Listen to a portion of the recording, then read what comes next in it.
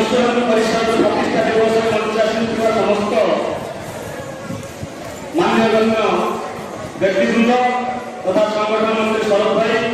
संग्राम भाई एवं पंडित वीरेन्द्र पंडा महोदय एवं समस्त बसुवा समस्त देशबृंदर कार्यकर्ता बंधु आम समस्त जानते आज हूँ विश्व हिंदू परिषद प्रतिष्ठा दिवस 14 तारीख 24 तारीख पर्यंत आम पालन करुले आज 24 तारीख तार समारोह दिवस भद्रक आम पालन कर विभिन्न खंड प्रखंड पालन कर सारा आज जिला स्तरीय ये कार्यक्रम आम अनुष्ठान करें समस्त जानते विश्व हिंदू परिषद 120तम प्रतिष्ठा दिवस पालन होती समाज प्रश्न आसी जदि